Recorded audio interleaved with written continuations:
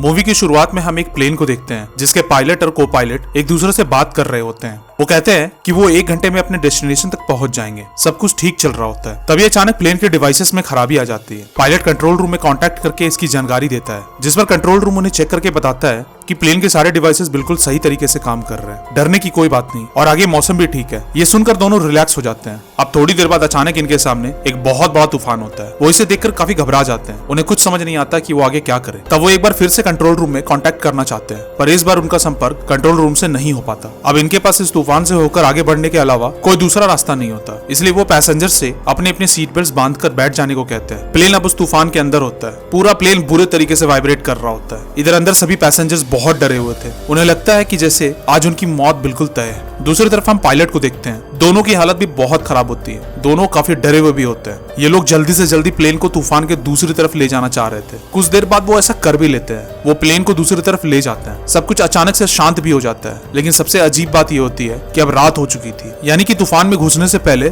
सुबह थी और तूफान पार करने के बाद अचानक से रात हो चुकी होती है। अब सिर्फ रडार को छोड़कर प्लेन के सारे डिवाइसेस खराब हो चुके होते हैं और जब वो रडार में देखते हैं तो बहुत घबरा जाते हैं, क्योंकि उनके आसपास बहुत सारे फाइटर प्लेन्स होते हैं जिनके बारे में इन्हें कुछ भी पता नहीं होता। अब ये कई बार कंट्रोल रूम से कांटेक्ट भी करने की कोशिश कर रहे होते हैं, पर इसका कोई फायदा नहीं होता क्योंकि इनके सारे डिवाइसेस खराब हो चुके होते हैं। अब प्लेन का को पायलट से कहता है कि रडार में दिख रहे प्लेन्स कोई मामूली प्लेन्स नहीं है, बल्कि फाइटर प्लेन्स है। अब जैसे तैसे ये प्लेन को बादलों के नीचे ले जाते हैं और दोनों हैरान हो जाते हैं, क्योंकि नीचे वहां कई सारे फाइटर प्लेन्स होते हैं और वो सब एक सिटी में बॉम्ब बरसा रहे होते हैं। ये नजारा देखने पर ऐसा लग रहा था मानो जैसे नीचे कोई वॉर चल रही हो। ये सब देखकर पायलट और को पायलट काफी डर जाते हैं। उनके मन में कई सारे सवाल चल रहे होते हैं, जैसे नीचे वॉर का माहौल क्यों है, अचानक दिन से रात कैसे हो गई, सारे डिवाइसेस बंद कैसे पड़ गए, पर किसी के पास कोई भी जवाब नहीं होता। अगले ही पल इनका डर और भी बढ़ जाता है जब इन्हें पता चलता है कि प्लेन का फ्यूल भी बहुत जल्दी खत्म होने वाला है और अब इन्हें जल्द से जल्द प्लेन को किसी सेफ जगह पर लैंड करवाना होगा। अब अंदर पैसेंजर्स भी नीचे का नजारा देखकर पैनिक हो जाते हैं। वो स्टाफ से पूछते हैं कि नीचे क्या चल रहा है। वो कहते हैं कि उन्हें भी कुछ नहीं पता, इसलिए कृपया अपनी सीट पर जाकर बैठ जाएं। अब हमें प्लेन में 2 पैसेंजर्स को दिखाया जाता है जो इतिहास के बहुत अच्छे जानकार होते हैं। प्लेन के बाहर फाइटर प्लेन्स को देखकर उन्हें अपनी किताबों से इसके बारे में कुछ जानकारी मिलती है। दोनों बहुत शॉक हो जाते हैं। दरअसल उन्हें पता चल चुका होता है कि बाहर आखिर क्या चल रहा है। वो ये जानकारी पायलट और को पायलट को देना चाहते थे,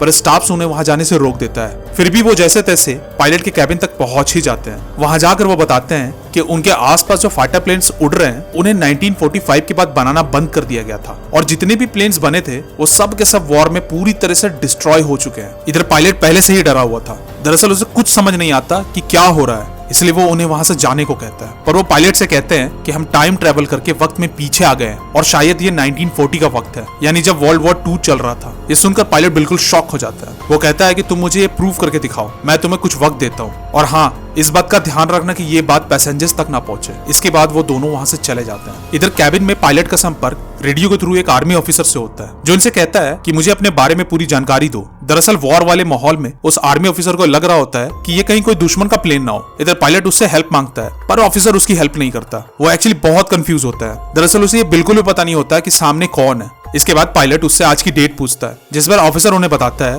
कि आज 17 जून 1940 है। डेट सुनकर दोनों के होश उड़ जाते हैं। अब उन्हें उन हिस्टोरियन की बातों पर यकीन होने लगा था। उन्हें यकीन हो चुका था कि सच में वो टाइम ट्रेवल करके 1940 में आ चुके हैं। इसके बाद वो दोनों इतिहासकारों को कैबिन में बुलाते हैं और कहते हैं कि आपकी सारी बातें बिल्कुल सच थी, हम सच में 1940 में आ चुके हैं। अब चूंकि दोनों इतिहास के बहुत अच्छे जानकार थे, इसलिए उन्हें पता होता है कि आगे क्या होने वाला है। इसलिए वो उस आर्मी ऑफिसर से बात करते हैं और बताते हैं कि अभी कुछ ही देर में आपके देश में एक बहुत बड़ा जहाज डूबने वाला है। ये बात सुनकर ऑफिसर हैरान हो जाता है और ये जानकारी देने अपने सीनियर्स के पास जाता है। इधर दोनों इतिहासकार टाइम ट्रेवल की वजह ढूंढने की कोशिश करते हैं। वो कहते हैं कि शायद मौसम में खराबी के कारण वॉर्म होल क्रिएट हुआ होगा और प्लेन के उस वॉर्म होल में जाने की वजह से सब के सब टाइम ट्रेवल करके 1940 में आ गए। अब साथ ही साथ वो ये भी कहते हैं कि हम इस टाइम से बिलोंग नहीं करते, इसलिए कुछ न कुछ ऐसा जरूर होगा जिससे हम वापस अपने टाइम में चले जाएंगे। हमें बस थोड़ा सा इंतजार करना होगा। अब ये सारी बातें कैबिन के बाहर खड़ा एक पैसेंजर सुन लेता है। अंदर जाकर वो सारी बात बाकी पैसेंजर्स को भी बता देता है, जहाँ कई लोग उसकी बातों पर यकीन नहीं करते, जबकि कुछ लोगों को उसकी बातों पर यकीन हो जाता है। सिचुएशन को बिगड़ता देख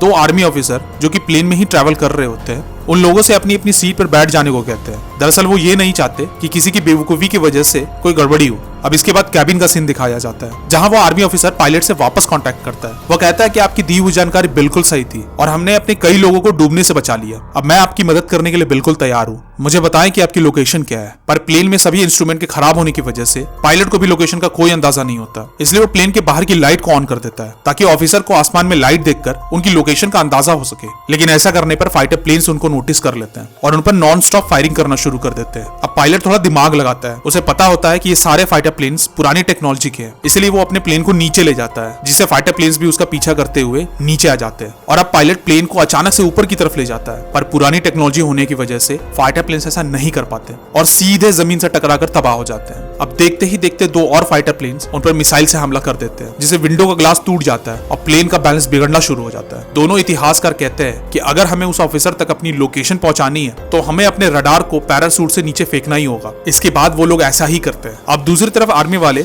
उस रडार को अपने सिस्टम में इंस्टॉल कर लेते हैं, जिससे उन्हें प्लेन की लोकेशन पता चल जाती है। वो गाइड करके प्लेन को एक सेफ जगह तक ले आते हैं, पर इसके पहले कि वो लैंड कर पाते उन्हें अपने सामने दोबारा बिल्कुल वैसा ही तूफान दिखता है जैसा कि थोड़ी देर पहले दिखा था। अब वो ये समझ जाते हैं कि अगर उन्हें 1940 से वापस 2015 में जाना है तो उन्हें इस तूफान के दूसरी तरफ जाना ही होगा। वो ऐसा ही करते हैं, प्लेन को उस तूफान के अंदर ले जाते हैं। प्लेन बुरी तरह से हिलना शुरू हो जाता है। अंदर सभी लोग डरे हुए थे और तभी देखते ही देखते प्लेन तूफान की दूसरी तरफ आ जाता है। बाहर फिर से सुबह का वक्त होता है। ये समझ जाते हैं कि अपने टाइम में यानी 2015 में वापस आ चुके हैं। अब इनका फ्यूल भी लगभग पूरी तरीके से खत्म हो चुका होता है, पर इसके पहले कि प्लेन क्रैश होता वो सेफली लैंड कर लेते हैं। अब एक एक करके सभी पैसेंजर्स उतरने लगते हैं, पर आखिरी में एक बुढ़ा आदमी अपनी सीट में बैठकर एक डायरी लिख रहा होता है। ये बुढ़ा आदमी और कोई नहीं बल्कि वही आर्मी ऑफिसर होता है जो 1940 में उनकी मदद कर रहा था। दरअसल उसे ये पता होता है कि ये प्लेन टाइम ट्रेवल करने वाला है और इसी चीज के लिए वो इस प्लेन में आया था। और इस तरह से इस मूवी का एंड हो जाता है। आपको ये मूवी कैसी लगी कमेंट करके जरूर बताएं।